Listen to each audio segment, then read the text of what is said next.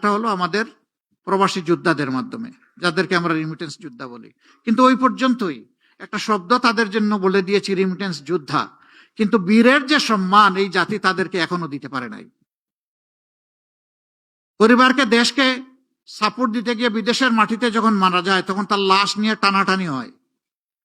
এই লাশটা কে দেশে আনবে? এটি লজ্জার। আমি তাকে বীর বলবো, কিন্তু তার লাশটা রাষ্ট্র সম্মান দিয়ে দেশে আনবে না, এটা হতে পারে না।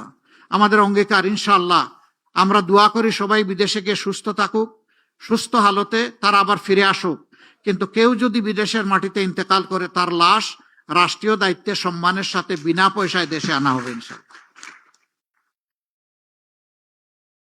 এই রিমিটেন্স যোদ্ধারা অনেকে জীবনের সব শক্তি ক্ষয় করে যখন দেশে ফিরে, তখন আবার চোখে অন্ধকার দেখে।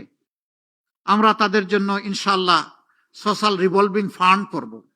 একসময় সে কিছু কিছু কন্ট্রিবিউট করবে, পরবর্তী পর্যায়ে সমপরিমাণ সরকার থেকে কন্ট্রিবিউট করে সে যখন অবসর জীবনে চলে আসবে, তখন তার হাতে ইনশাআল্লাহ আমরা একটা কাজ, একটা কিছু তুলে দেব। তাহলে হতাশার অভিশাপ তাকে পাবে না ইনশাআল্লাহ।